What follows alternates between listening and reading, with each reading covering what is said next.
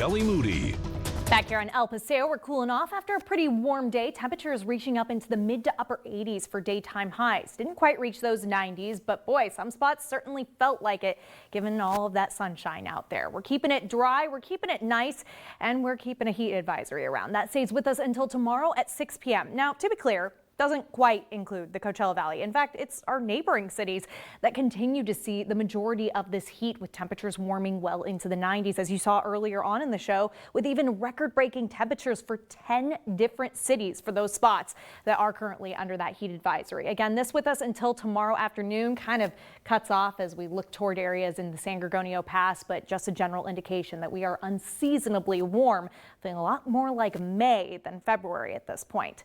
Our temperatures are expected in the mid to upper 80s for daytime highs for tomorrow. We keep the sunshine around and winds, generally speaking, pretty light, but we do have some changes there. So let's track those out for you hour by hour. As we get into the later evening hours, most of that wind for us stays off to the west and down toward our local mountains. Waking up tomorrow morning, same story. As we get into the afternoon hours, a light breeze pushing on through the Coachella Valley, but nothing more than a 10 to 15 mile per hour gust here or there.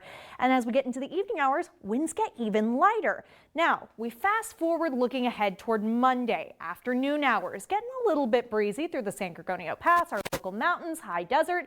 And then as we get into Monday night, we start to see a really traditional setup here for an onshore flow, and that is going to strengthen heading into Tuesday. This all because a trough of low pressure is going to swoop on through. As it does, it brings some additional moisture to the atmosphere. Maybe not quite as dry around here, though any chances for precipitation will stay west of us.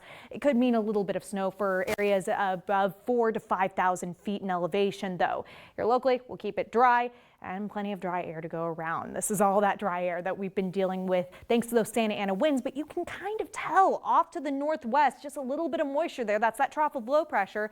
It should at least alleviate us of those extra dry conditions. It will be gusty though. And with those gusty winds bringing in onshore flow, cooler air for us, that's going to drop our temperatures from your Valentine's Day in the mid to upper 80s down to the low 70s. Pretty stark between Monday and Tuesday. More cloud cover too. Should make for a very pretty sunset, if you will.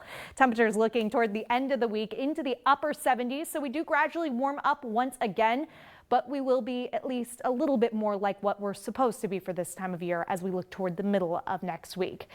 As we get into the rest of this half hour, Bailey will be back with your sports. You're watching News Channel 3, the Desert's news leader.